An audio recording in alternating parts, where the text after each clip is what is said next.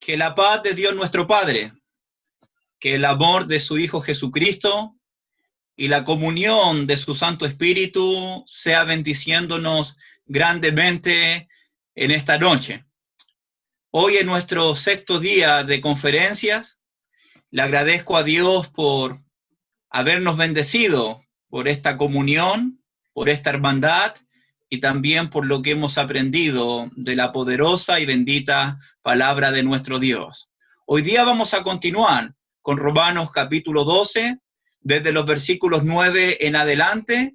Así que les invito a que abramos nuestras Biblias en Romanos capítulo 12, por favor.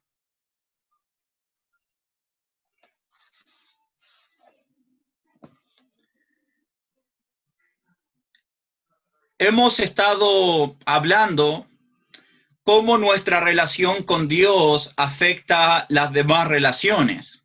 Hemos visto que nuestra relación con Dios afecta nuestra relación con el mundo, pero además afecta nuestra relación con la iglesia de nuestro Dios. Pero ayer vimos cómo nuestra relación con Dios afecta nuestra relación con el prójimo. El capítulo 12 de Romanos, versículo 9, la exhortación de Pablo es el amor sea sin fingimiento. Y todo lo que Pablo dice del versículo 9 al versículo 21, para algunos es llamado la ley de Cristo, o también el cristianismo en práctica, lo que cada cristiano, lo que cada cristiana debe obedecer y debe vivir en esta vida. El llamado es amarnos sinceramente, de corazón puro, amarnos de verdad, de la misma forma en que nuestro Dios nos ha amado a nosotros, de la misma forma en que Cristo nos ha amado a nosotros. Una mente renovada, una mente transformada es reflejada por la manera en que amamos a nuestros hermanos y a nuestras hermanas en Cristo Jesús. La segunda parte del versículo 9, Pablo dice, el amor sea sin fingimiento, aborreced lo malo, seguid lo bueno. Y eso es lo que vamos a ver hoy día con los siguientes versículos. Y uno puede pensar, hasta este momento, de los versículos del 1 al 9, ¿qué es lo que el cristiano debe aborrecer?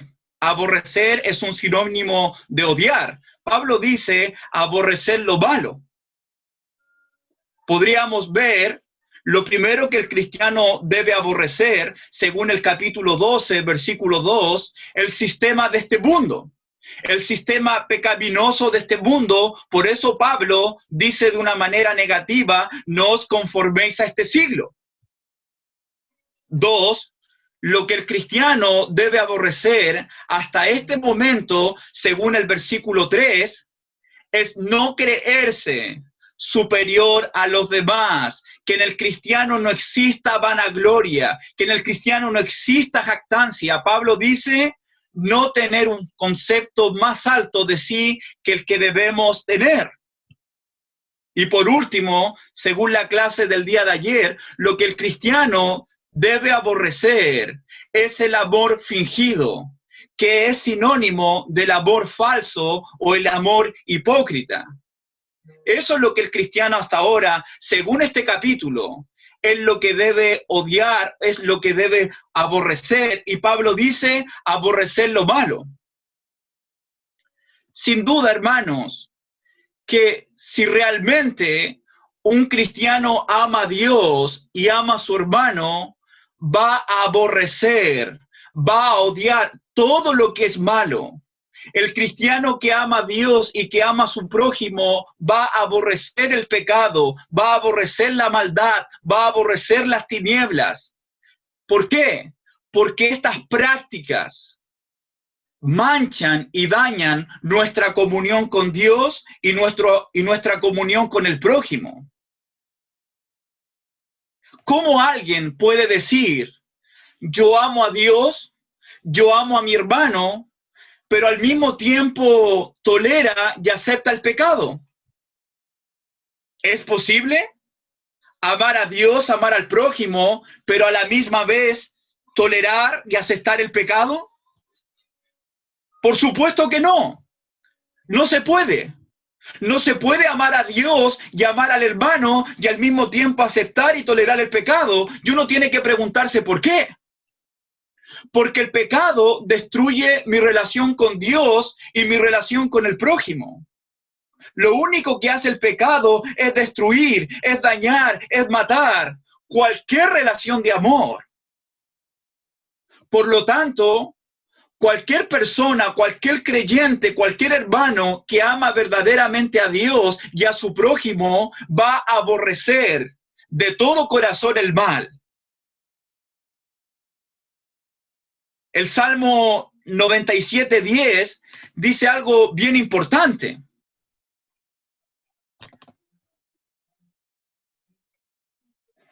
El Salmo 97:10 dice así, fíjate, los que amáis a Jehová, aborreced el mal. Aquellos que aman a Jehová, aborrecen el mal. Fijémonos el contraste de estos dos versículos. Por una parte, amar a Dios versus aborrecer el mal. Estas dos ideas, estos dos conceptos se oponen de manera absoluta. Porque Dios es santo, por lo cual Él no tolera, Él no acepta el pecado. El pecado, la maldad, es todo lo opuesto a nuestro bendito y glorioso Señor. El cristiano jamás debe olvidar que una de las características de Dios es que Dios es amor, ¿verdad? Dios es misericordioso, Dios es bueno, pero también la Biblia nos muestra que nuestro Dios es santo y 3 veces santo, y Él en su santidad de ser apartado, significa que nuestro Dios, o que en nuestro Dios no hay pecado, que en nuestro Dios no hay tinieblas, que en nuestro Dios no hay impureza, ni hay maldad, porque Él es santo. Además, esa es la razón por la cual Dios no acepta ni tolera el pecado ni la maldad, por la santidad de nuestro bendito y glorioso Señor. Hermanos y hermanas, cualquier cristiano que conoce el amor de Dios y su santidad, además de amar a Dios, odiará, aborrecerá y se abstendrá de toda clase de mal, de toda clase de pecado. Por eso somos llamados a aborrecer lo malo. Primeramente, porque nuestro Dios lo aborrece, porque Dios no lo acepta. Segundo, porque esto corresponde a la vida pasada que tú y yo teníamos antes de ser cristianos. Vimos en la primera clase en Romanos capítulo 3 cómo era nuestra vida. Todos estábamos bajo pecado, ante Dios y ante el prójimo. Con nuestros labios maldecíamos, engañábamos, no había quien hiciese lo bueno, no había temor en nosotros ante Dios, por cuanto todos pecamos. Es decir, aborrecemos el pecado porque Dios lo aborrece, pero también porque esto no corresponde ahora a nuestra nueva vida en Cristo, porque los que hemos muerto al pecado, ¿cómo seguiremos viviendo aún en él? Dice Pablo en Romanos capítulo 6, versículo 1 y versículo 2. También aborrecer lo malo no es solamente abstenerse de hacer algo malo. Aborrecer lo malo no significa únicamente que yo voy a abstenerme de cometer algún pecado o de hacer algún pecado. Aborrecer lo malo también tiene un sentido que yo rechazo de todo corazón todo lo que es pecaminoso, todo lo que es malo. Eso es lo que dice Pablo en 1 Tesalonicenses capítulo 5, versículo 22, abstenerse de toda especie de mal. Es decir, absolutamente de toda cosa mala que involucra los pecados, las maldades, la oscuridad, todo lo que tiene que ver con las tinieblas. Este es el llamado para el cristiano. ser y estar atento y poder defender contra toda clase de mal y escapar de ellas. De hecho, si uno estudia Primera de Timoteo y Segunda de Timoteo, ese es el consejo que Pablo le da a este joven Timoteo. Cuidarse de la gente mala, cuidarse de aquellos hombres que están envanecidos, que tienen contienda, que tienen envidia, que causan pleito, que causan división. Aquellos que aman el dinero y que se corrompen por él. Pablo le dice a Timoteo, tu hombre de Dios, huye de estas cosas. Aléjate de estas cosas. Después, en la segunda carta, Pablo le dice a Timoteo, huye de las pasiones juveniles en un contexto de pleitos, de contiendas. ¿Por qué? Porque todo esto es malo, porque todo esto es pecaminoso, porque todo esto daña. Aborrecer lo malo es no aceptarlo y también huir, alejarse de cualquier clase de pecado. Y la idea de Romanos 12, versículo 9, al decir aborrecer lo malo, tiene el sentido de algo constante, de algo continuo. Es algo que el cristiano debe hacer cada día, de la misma forma que el versículo 2, la renovación de nuestro entendimiento, la transformación diaria. De la misma manera, el cristiano es llamado de aborrecer constantemente, día tras día, toda clase de mal. Somos llamados a aborrecer el mal, el pecado, no aceptarlo, no tolerarlo, porque Dios no lo acepta, porque nuestro Dios no lo tolera. Ya leímos también en clases anteriores, en Romanos capítulo 2, versículo 1, que Pablo dice que la ira y el enojo de nuestro Dios están sobre los hombres que hacen el mal. El cristiano, hermanos, es llamado a aborrecer y no tolerar el pecado y el mal bajo ninguna circunstancia, porque la ira y el enojo de Dios están sobre aquellos hombres que hacen el mal. Dios nos está mirando, Dios escudriña la mente, escudriña el corazón, nada oculto está delante de Él, y los ojos de Dios no solamente están puestos sobre los justos, sino también contra aquellos hombres que hacen el mal. Otra cosa importante, que cuando hablamos de pecados y maldad, lo cual debemos odiar, ¿tú sabes lo que piensa la mayoría de la gente cuando hablamos de pecado? Lo primero que la gente piensa, sí, hay que rechazar, no hay que aceptar el pecado, no hay que aceptar el adulterio, no hay que aceptar la fornicación, la inmundicia, la laxivia, el alcoholismo, la drogadicción, la pornografía. Pensamos en esas cosas. Pero hoy día quiero que pensemos de una manera un poco más amplia, que muchas veces escapamos en pensar en estas cosas, las cuales no debemos aceptar y que debemos odiar porque Dios las odia o porque Dios las aborrece. Acompáñame en tu Biblia, por favor, a Proverbios capítulo 6, versículos del 16 al 18. Este es un pasaje muy interesante. Es un pasaje que nos hace reflexionar. Es un pasaje que nos hace examinarnos a nosotros mismos, de saber si realmente estamos amando o odiando las cosas que Dios aborrece. Mira lo que dice el versículo 18.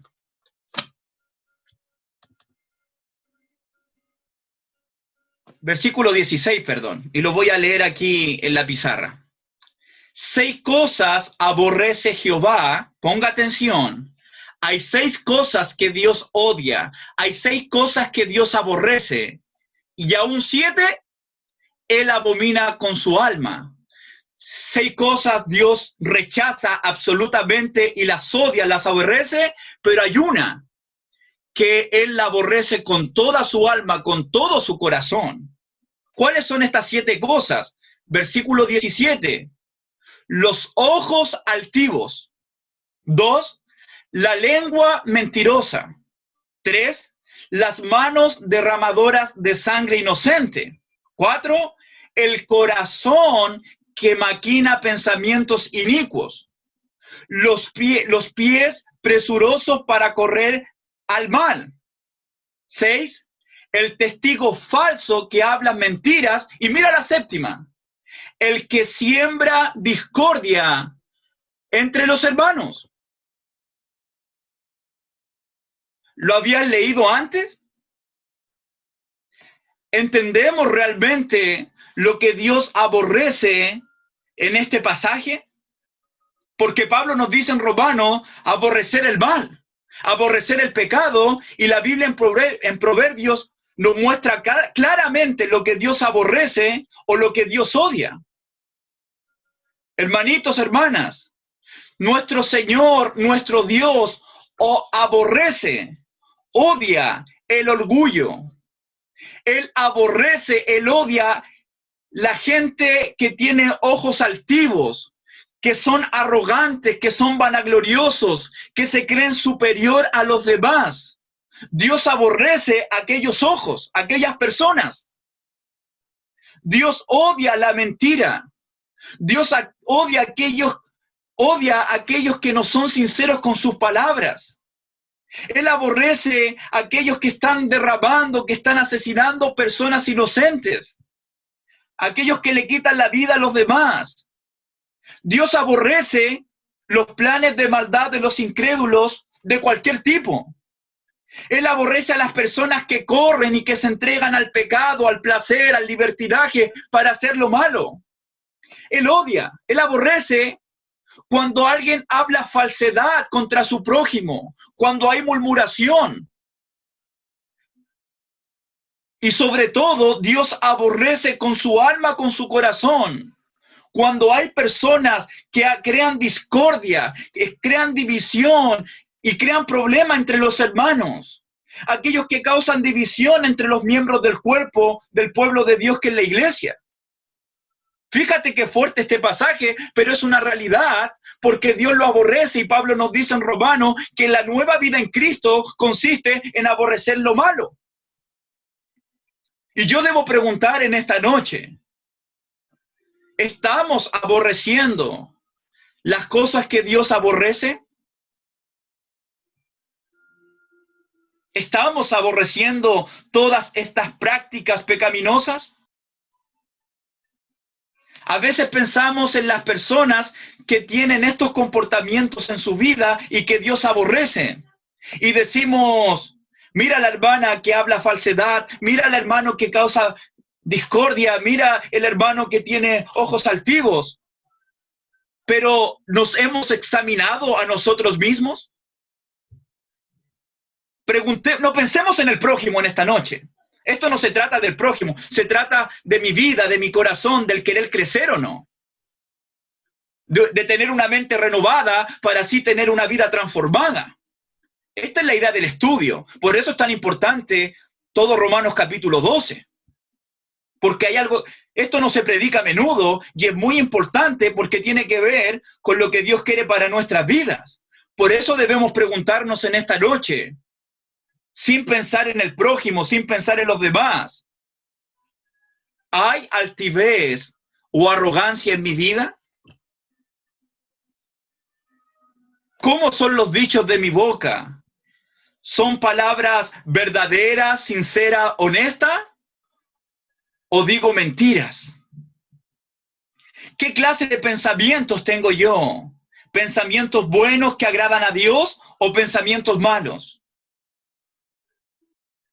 ¿Me estoy acostumbrando al sistema de este mundo? ¿He causado discordia entre mis hermanos?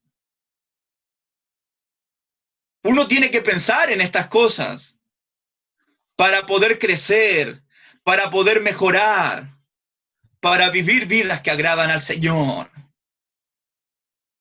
Hermanitos, hermanas, el mal debemos rechazarlo y aborrecerlo porque Dios lo rechaza, porque Dios lo aborrece. Por eso Jesucristo constantemente nos llama a terminar con el pecado, Si usted lee Mateo 18, Jesucristo dice, si tu ojo te es ocasión de caer, sácalo. Si tu mano derecha es ocasión de caer, córtala. Es decir, lo que el Señor está diciendo básicamente, que debemos enfrentar el pecado, debemos enfrentar la maldad, ya que esto se opone contra nuestro Dios en todos los aspectos. Mira lo que dice Proverbios 8:13. Mira lo que dice Proverbios capítulo 8, versículo 13, para que lo puedas anotar. Dice, el temor de Jehová es aborrecer el mal, la soberbia y la arrogancia, el mal camino y la boca perversa, aborrezco, dice el Señor. Pregunto, ¿nosotros odiamos estas cosas? ¿Odiamos el orgullo? ¿Aborrecemos la arrogancia? ¿Aborrecemos el camino de los hombres malos? ¿Aborrecemos la boca perversa que está acostumbrada a hablar insultos hacia Dios, hacia la gente, hacia el prójimo? ¿O realmente nos hemos acostumbrado a ver el estilo de la gente que vive en pecado y sin Dios y realmente no nos afecta, ya que nos hemos acostumbrado a eso? ¿Toleramos realmente estas prácticas o las rechazamos de todo corazón? ¿Cuál realmente es nuestra actitud frente a estas conductas? Judas dice en su carta, a otros salvad, arrebatándolos del fuego, y de otros tened misericordia, aborreciendo aún la ropa contaminada por su carne. Tú conoces ese versículo, ¿verdad? En Judas 23. Aborreciendo aún la ropa contaminada por su carne. Cuando pensamos en hombres de Dios, cuando pensamos en hombres íntegros, cuando pensamos en hombres que amaron a Dios a pesar de las circunstancias difíciles, yo pienso inmediatamente en Job, porque dice el versículo 1, hubo en tierra de Uz un varón llamado Job, y este hombre era perfecto y recto, temeroso de Dios y apartado del mal. Una persona íntegra del corazón, un varón de Dios, temeroso de Dios, aborrece, se aparta del mal, como lo hace Job. Hermanitos, los predicadores, los evangelistas, amamos a la gente y la amamos a la gente con todo nuestro corazón, porque Dios también ama a las personas. Pero el cristiano, el creyente, aborrece u odia el pecado o la práctica de estas personas sin Dios, porque Dios lo aborrece. No se complace Dios ni del pecado ni de la maldad del hombre. Y quiero que abras tus Biblias para decir algo bien importante aquí, algo bien hermoso, de lo que Dios el Padre piensa de su Hijo Jesucristo. Abre tu Biblia, por favor, en Hebreos, capítulo 1, versículo 8 y 9, por favor. Esto es muy interesante. Por lo menos para mí. Mira lo que dice Dios respecto a su Hijo en el versículo 8 y 9. Mas del Hijo dice, tu trono, oh Dios, por el siglo del siglo. Cetro de equidad es el cetro de tu reino. Mira lo que dice el Padre del Hijo, versículo 9. Has amado la justicia y aborrecido la maldad. Has amado la justicia, has aborrecido la maldad, por lo cual te ungió Dios, el Dios tuyo. Fíjate qué hermoso esto. Jesucristo amó la justicia. Jesucristo aborreció la maldad. Dios aborrece la maldad. Jesucristo aborrece la maldad. El cristiano es llamado a aborrecer lo malo, por lo cual Dios te ungió, el Dios tuyo. Jesús fue exaltado sobre todo por el amor que tuvo hacia la justicia y el odio hacia la maldad. ¿Y cuál es el ejercicio para nosotros en esta noche? Si Dios tuviera que decir algo de mí o algo de ti, ¿podría decir en esta noche lo mismo que dijo de su Hijo Jesucristo? ¿Podría Dios decir, según el versículo 9, mi hijo Pablo Sánchez, o mi hijo Brian, o mi hijo Henry, o mi hija María José han amado la justicia y han aborrecido la maldad?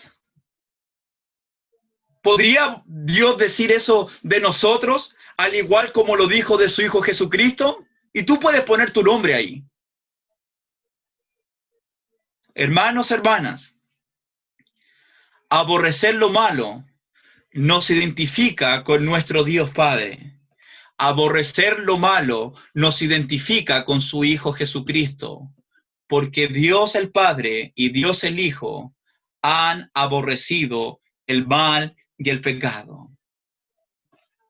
Por lo tanto, el cristiano también está llamado a aborrecer el mal.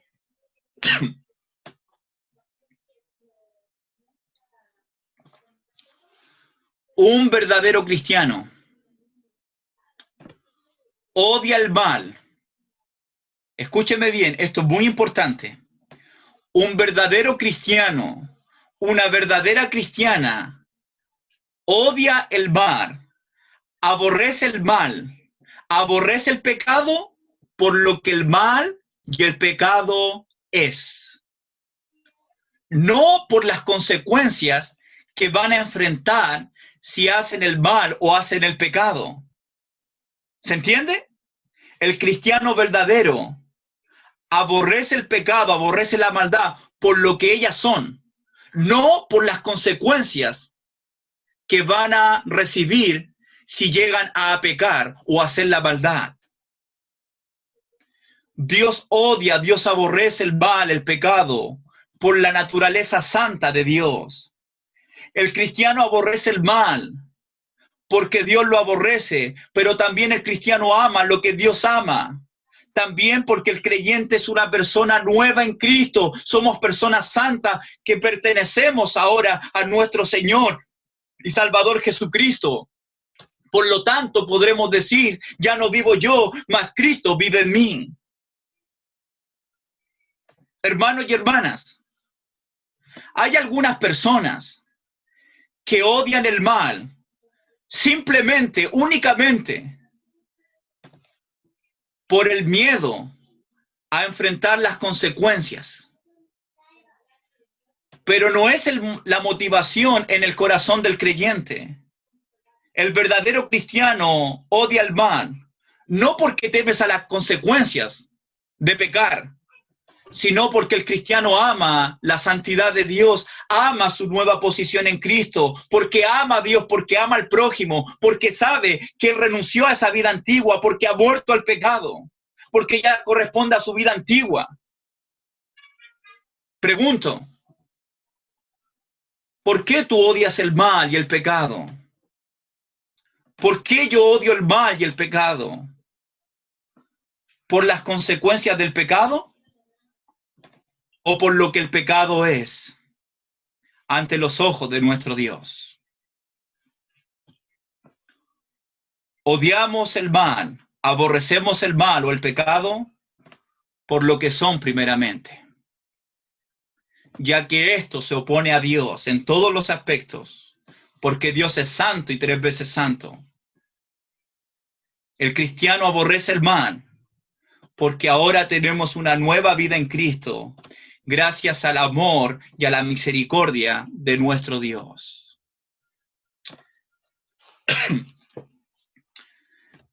¿Cuál es la invitación según el versículo 9? El amor sea sin fingimiento, aborrecer lo malo, seguir lo bueno. seguid lo bueno. La palabra seguid,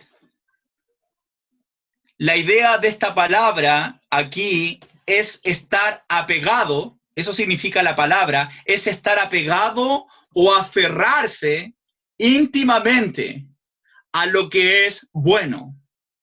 Esta palabra es usada en el vínculo matrimonial, no lo busques, en Primera de Corintios capítulo 6, versículos 16 al 17, cuando Pablo dice, el que se une a una ramera, el que se une al Señor. La palabra unir es la misma palabra que ocupa aquí Pablo, seguir, aferrarse, complementarse, apegarse.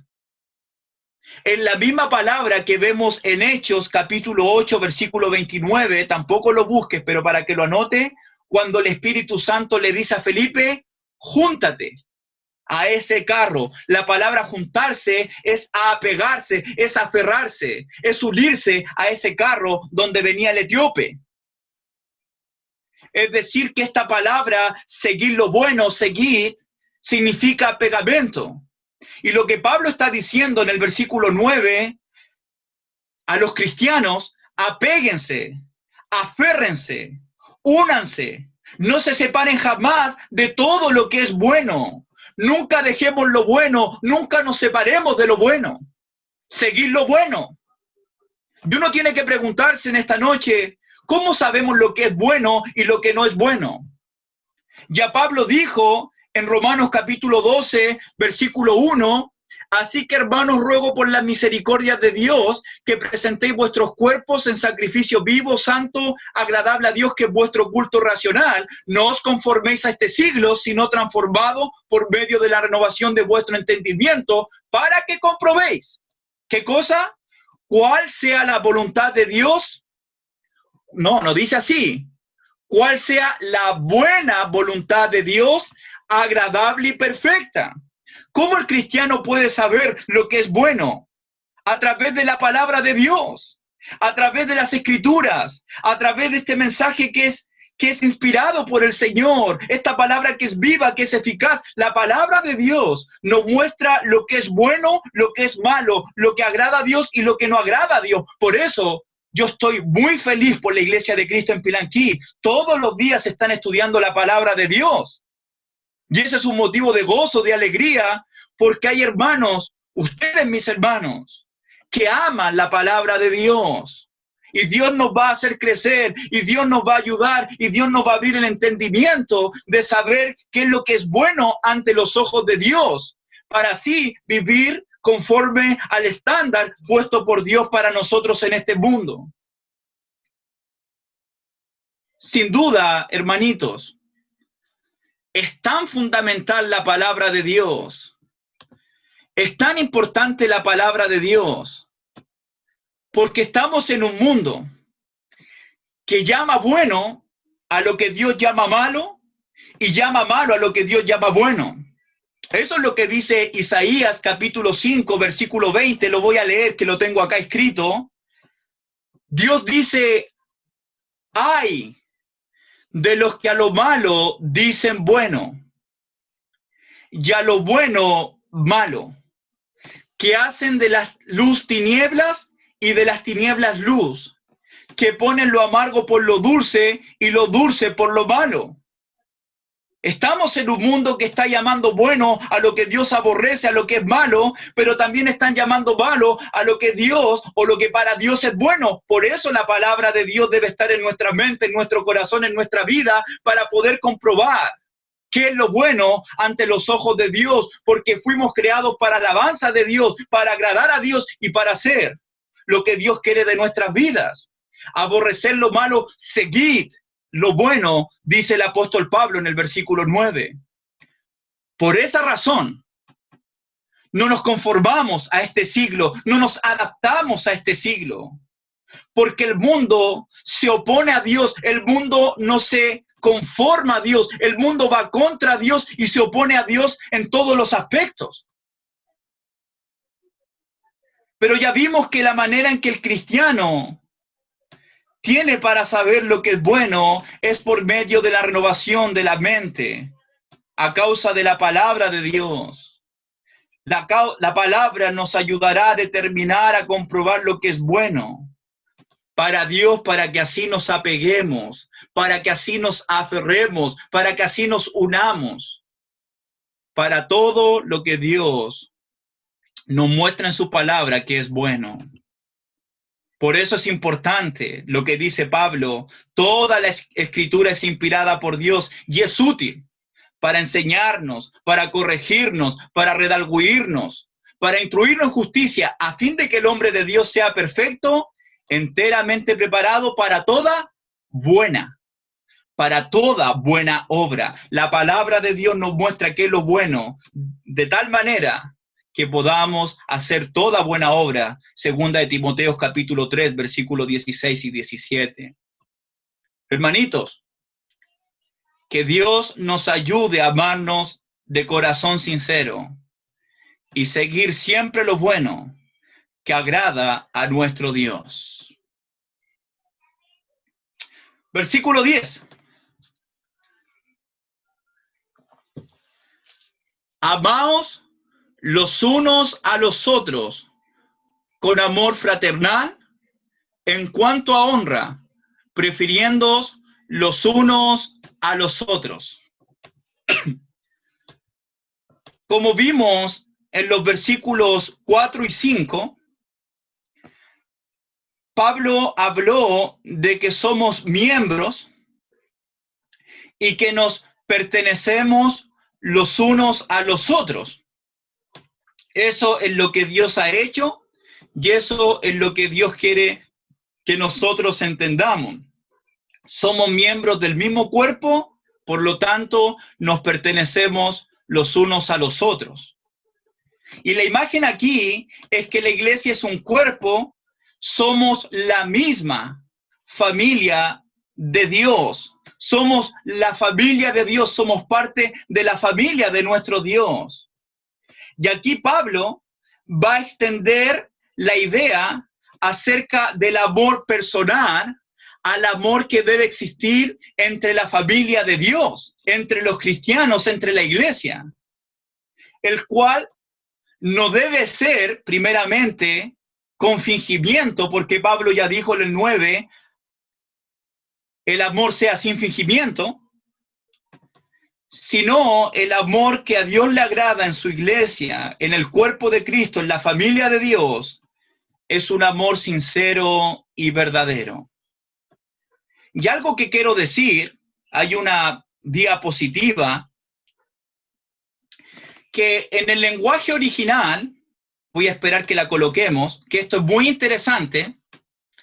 En el lenguaje original, que es el griego, como se escribió el Nuevo Testamento, hay 4 palabras que están relacionadas al amor. Hermanitos, yo no soy un experto en este idioma, pero estoy transmitiendo lo que he aprendido para que ustedes sepan. Está el amor ágape, que es el amor incondicional, y nosotros lo llamamos, los cristianos, es el amor de Dios, el amor que vemos en Juan 3:16, porque de tal manera amó Dios al mundo que ha dado a su Hijo unigénito, el amor ágape de Dios. También la Biblia, como lo dice el versículo 10, habla del amor filia, que es el amor fraternal, que esto está relacionado entre el amor entre los hermanos, entre los amigos. También la Biblia nos muestra el amor estorge o estorge, que es el amor entre los miembros de la familia. Y el cuarto forma que la Biblia nos muestra o acerca del amor es el amor eros, que es el amor entre las parejas, en este caso entre un hombre y una mujer. ¿Por qué quiero decir esto? Porque en el versículo 10, lo que Pablo dice, amados los unos a los otros, la palabra que ocupa Pablo, vamos a la otra diapositiva, por favor. La palabra que ocupa Pablo aquí va a unir la palabra filia, que es el amor fraternal, con la palabra storge, que es el amor de la familia. La palabra que ocupa Pablo aquí es filostorgio, que tiene que ver con el amor familiar, con el amor entre hermanos. Ese es el amor que debe gobernar a la iglesia del Señor. Es decir, que lo que Pablo está diciendo aquí, esta palabra filostorgo, se puede traducir en un amor tierno, en un amor amoroso. Y lo que Pablo quiere mostrarnos en el versículo 10 es que si vamos a amar a la iglesia, si vamos a amar a los hermanos de la iglesia porque somos una familia, debemos hacerlo amorosamente y tiernamente, con mucho aprecio, con mucho cariño, con mucha suavidad, porque somos una familia y porque nos pertenecemos los unos a los otros. Volvamos a Romanos capítulo 12, por favor. Entonces, somos llamados a ser tiernos, no ásperos, a ser tiernos, a ser suaves, a ser delicados, a ser amorosos, los unos con los otros. En otras palabras, Pablo está diciendo que el amor que tenemos como familia y hermano en Cristo debe ser gobernado por la ternura, por ser amorosos entre los unos con los otros.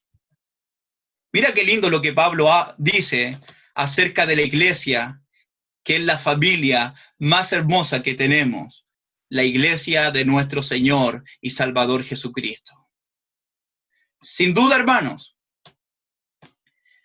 que la familia verdadera que nosotros tenemos en esta vida es la familia en Cristo, es la familia de la iglesia. La razón es porque Cristo dio su sangre para formar la iglesia, para formar esta familia. Y además es porque es con estos hermanos, con estas hermanas que componen la iglesia del Señor, con aquellos que vamos a pasar toda una eternidad. El llamado de Pablo, hermanos, en esta noche, es que nos amemos como una verdadera familia, donde existe el afecto, donde existe el cariño, donde existe el cuidado, donde existe la preocupación por cada miembro, por cada uno de los miembros, no por algunos, sino por todos los miembros que componen la familia de Dios. Esto nos va a llevar a perdonarnos. Esto nos va a llevar a amarnos. Esto nos va a llevar a tener misericordia. Esto nos va a llevar a buscar siempre el bienestar de nuestro prójimo. Si nuestra relación, hermanos, con nuestra familia carnal es buena, ¿cuánto más debe ser con nuestra verdadera familia que en la iglesia del Señor? Y yo pregunto en esta noche, ¿ves a la iglesia como tu verdadera familia? ¿Estamos amando a los hermanos y estamos mostrando afecto de una manera tierna y amorosa?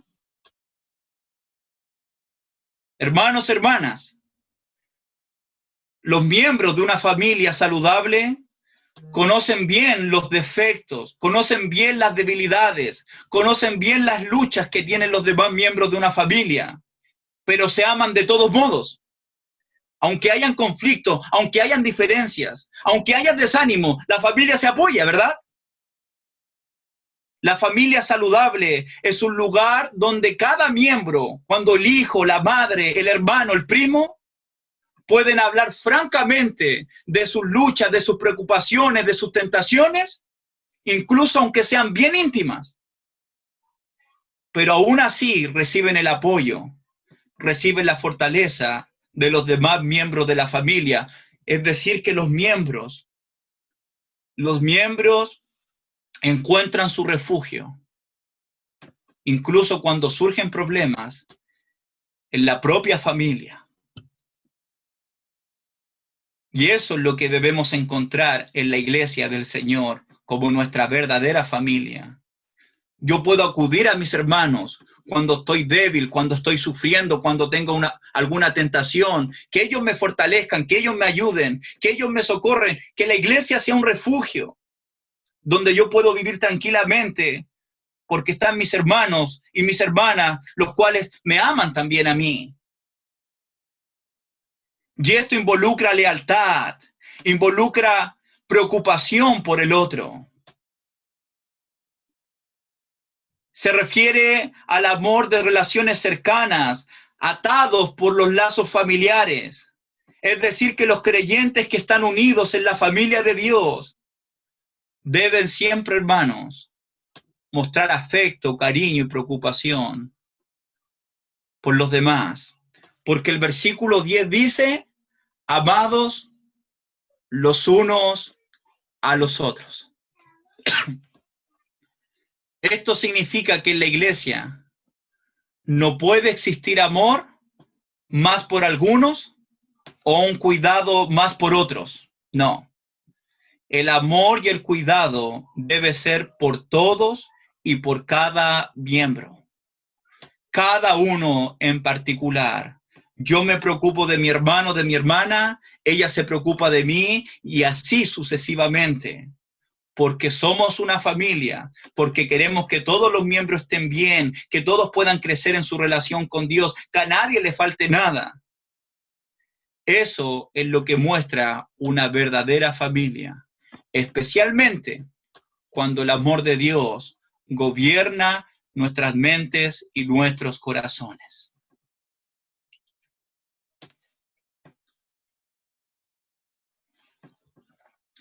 Mira la segunda parte del versículo 10. No vamos a profundizar más en cuanto al amor, ya llevamos 2 versículos hablando del amor.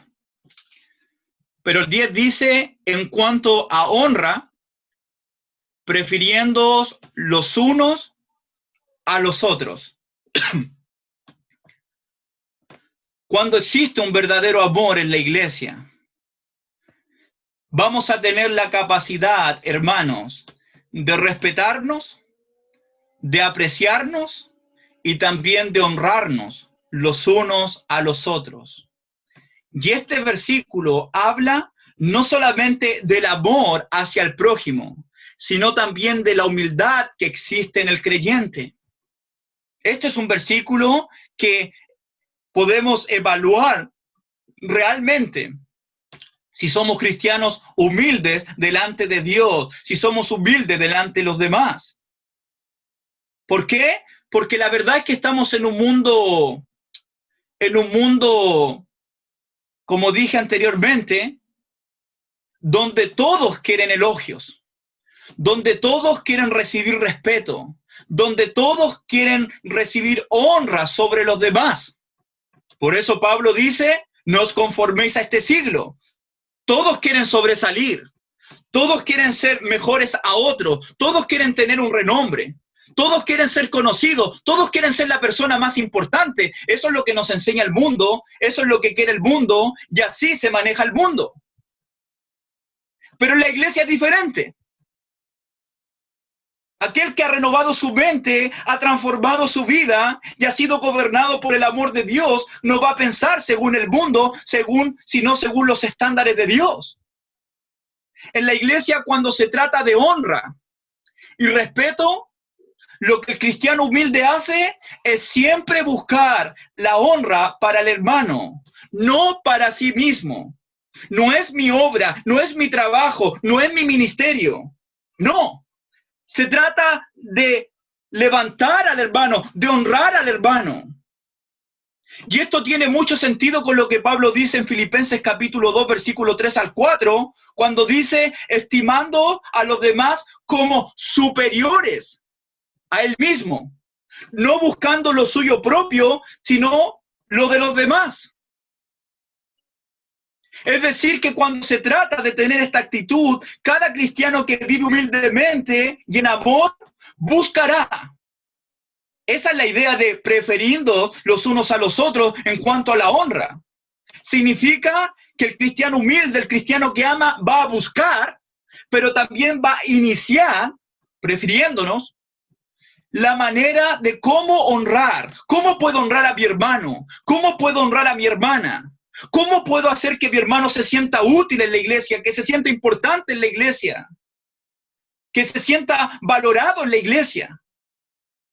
¿Cómo darle a mi hermanita? ¿Cómo darle a mi hermanito?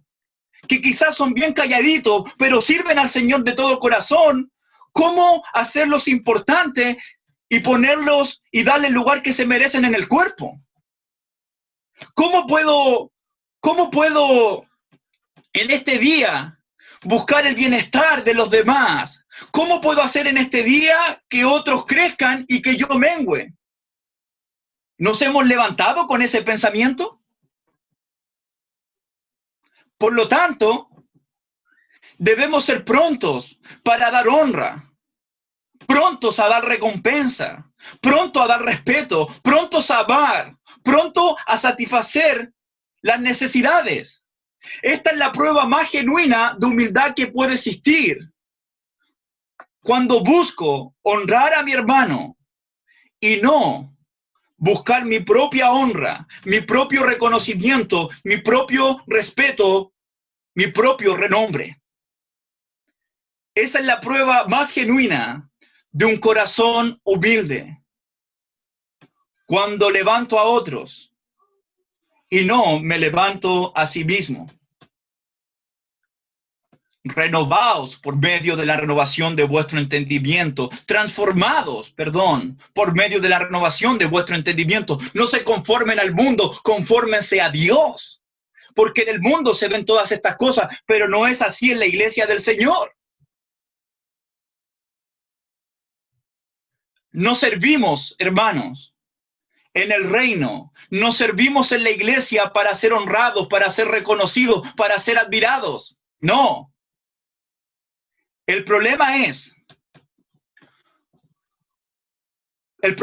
cuando alguien es honrado en la iglesia o cuando Dios a alguien lo bendice, la actitud natural de mucha gente es enojarse, es tener celos, es tener envidias. Y lo que dice la gente, yo lo he escuchado mucho en Chile, ¿por qué él y por qué no yo? ¿Por qué él es el evangelista, por dar un ejemplo? ¿Por qué él es el predicador de la iglesia y por qué no yo? ¿O por qué escogieron a esta hermana para dar la clase de los niños o esta hermana que tenga este ministerio y por qué no yo? ¿Por qué aplauden a la hermana y yo trabajé más que ella? ¿Ha escuchado eso? ¿O hemos tenido esa actitud? Hermanos, hermanas, el verdadero amor, la verdadera humildad buscará la honra del hermano. Se alegrará, se va a alegrar y se va a alegrar de corazón. Por esto, incluso cuando esto lleve a que yo no reciba honra. Eso es lo que hace un verdadero corazón de amor y de humildad. Va a honrar al hermano, aunque yo no reciba ninguna honra, aunque yo no reciba ningún bien hecho o gracias por tu trabajo. No va a importar, no importa. Porque nosotros estamos contentos y nos gloriamos con aquellos que Dios alaba. En otras palabras, si alguien no es humilde ni ama verdaderamente, nunca dará preferencia a los demás sobre sí mismo. Esa es la evidencia de una mente renovada, de una vida transformada. Eso evalúa realmente si estoy amando a los demás en la iglesia del Señor.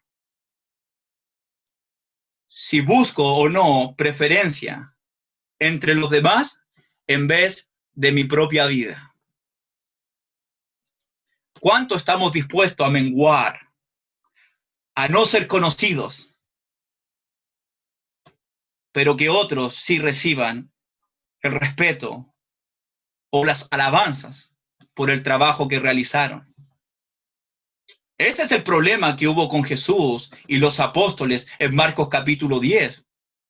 Ellos estaban buscando honores, ellos estaban buscando honra, ellos estaban buscando los primeros lugares sobre los demás, especialmente los hijos de Zebedeo, Jacobo y Juan. Señor, permítelos. Cuando estemos allá, que uno se sienta a la izquierda y otro se sienta a la derecha. Señor, ayúdanos a estar contigo en el trono. ¿Por qué? Porque estaban pensando ser superior a los demás. Y Jesucristo dice, no sabéis lo que pedís. En el mundo es así, mas entre vosotros no será así. El que quiere ser el primero, el que quiere ser el mayor, el que quiere recibir alabanza, será el último, será el servidor de todos. Por eso Pablo dice, no os conforméis a este siglo. Jesucristo dice, en el mundo es así, en mi reino no es así. Porque en el reino de Dios se busca siempre el bienestar de los demás y la honra de los demás. ¿Cuántos de nosotros realmente estamos dispuestos a servir en el anonimato? Que nadie sepa de nuestro trabajo, que nadie sepa de nuestro bautismo, que nadie sepa de lo que hacemos. ¿Estamos dispuestos a tener un trabajo así? No estoy diciendo que está mal la obra que hacemos, porque esto anima a los hermanos. Esto tiene que ver con mi corazón, con las intenciones que hago lo que hago, o muestro lo que muestro. Es algo sumamente del corazón, hermanos. ¿Quién está dispuesto a servir y a sacrificarse? Y que los honores se los lleven otros, hermanos, y no nosotros mismos. Eso es lo que me enseñó mi papá, Pedro Sánchez. Siempre el consejo que me daba, Pablo, el camino es el camino de la humildad. Es el camino de la humillación. Eclesiastés 4:4 dice, he visto asimismo todo trabajo y toda excelencia de obras las cuales despierta la envidia del hombre contra su prójimo. El trabajo, la excelencia, los frutos, los buenos ministerios, las buenas prédicas, los buenos estudios.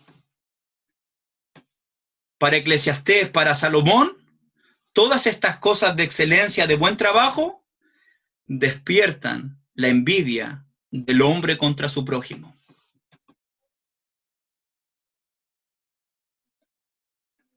¿Tú sabes cuál es la diferencia entre una persona humilde y una persona soberbia? La diferencia es que el humilde buscará la honra del otro sin recibir nada a cambio.